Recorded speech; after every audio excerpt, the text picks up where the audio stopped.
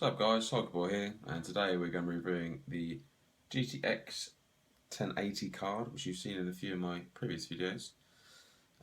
So let's start off with the dimensions. So first of all, it's still a pretty short card, 4.376 inches tall and 10.5 inches long. It's a two slot card, as you would expect. Like I said, it's fairly short, so the case compatibility is standard, so even for small form factor PCs, it's not going to be an issue. The back plate got some pretty cool engravings, which look very nice. Also has a discrete model number sticker. It's not been slapped in the middle, which can also, ruin the aesthetics. They've kind of put it to the side, and it's not as obvious there.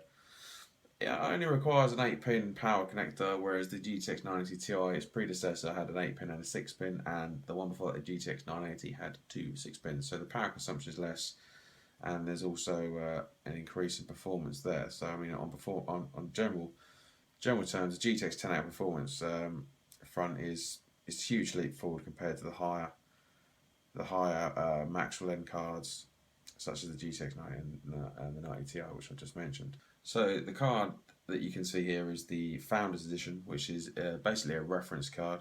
It's more expensive than the other cards that are coming out soon, the modded cards with the faster clocks and the modded cooling systems that are added onto them.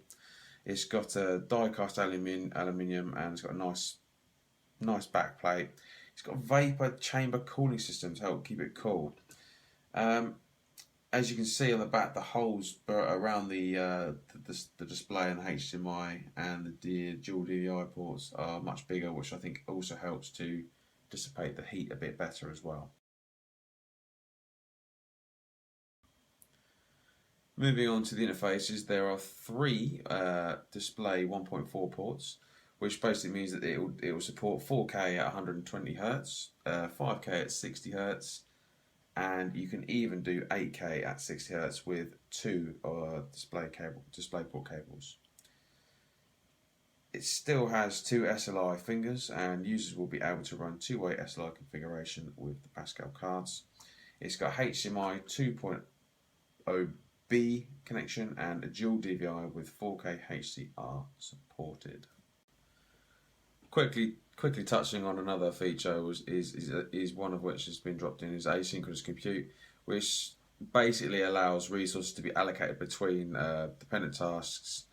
So basically you can do things such as overlapping workloads, real-time workloads. So for example, for gaming, GPU resources are often split into graphic and compute segments. So cores and cache and other elements are assigned to the graphics, and some are assigned to compute resources.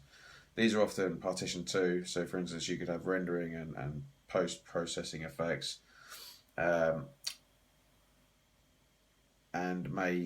one of these tasks may complete before the other one. So instead of sitting there waiting for it to render the rest of it, say the physics part finishes first and the graphics part is still going, in the traditional older cards, the physics section, the cores would just sit idle and wait for the graphics to finish. In these new ones, they do what's called load balancing. So if the physics part finishes first, these cores that are doing the physics, instead of sitting idle waiting for the graphics to complete, they'll then divert and they'll help to load balance. They'll go and take over and help with the graphics part, which is going to shorten the amount of time that it's going to take to render and give you the finished product. So it's speed effective basically. Pascal also allows for preemption requests to arrive, push buffer and demand priority over other tasks. At this point, the push buffer pauses its execution, saves all the pixel data, frees itself for other execution uses, and then it executes that command later when the preemption is done. Pascal can also perform pixel level, thread level, and instruction level compute preemption, and this also is very good at helping avoid time warp. And it also has the ability to render the geometry in one pass instead of two, which really does make this card, king of VR at the moment.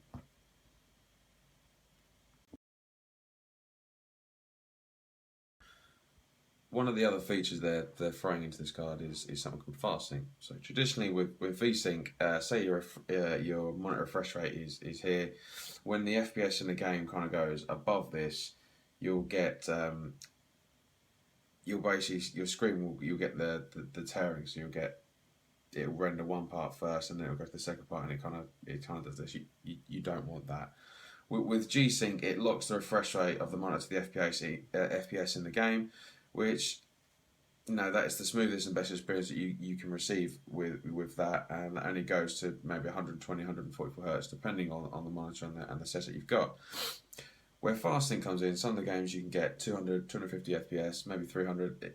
It's just like you go your CS:GOs and other bits and pieces, but you don't want to lock it down to G-Sync or V-Sync. What fast sync allows you to do is run the game as high as you want, so you could have it 500,000 FPS. And what it does is it's got three buffers that are working together, and what they do is they'll pick the exact frame rate it's going to show you. So it runs the game full fluidity. There's no locking there. It's literally going at full pelt, and it'll basically just show you as many frames as your monitor can handle, and the buffers just decide which frames they're going to show you, instead of locking you traditionally like a G-Sync would do. It will lock it to the frame rate, so you're just going to get full fluidity and you can express full frames. One of the other cool features on this is the VRAM. On the older cards, you had the GDDR5. This has got the GDDR5X VRAM.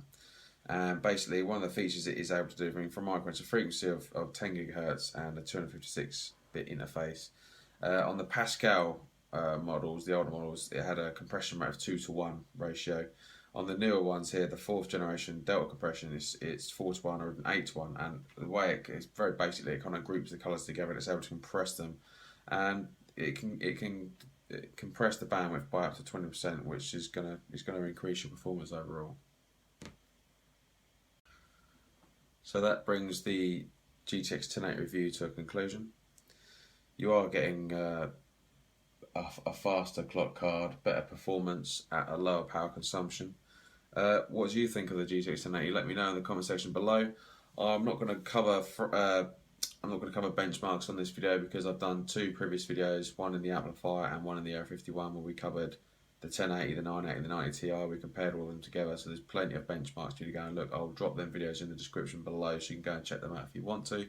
But yeah, let me know what you think of the GTX 1080, and also this card is going to be going soon. We're going to get another card in. I want you to let me know what you'd like me to get in. The only thing I don't think I can get at the moment is Titan stuff. So if you want to see the GTX 1070s, or if you want to see a different version of the GTX 1080, or perhaps one of the AMD cards, just drop it in the section below and I'll do my best to get that card in for you, and we can do some reviews and testing on that as well.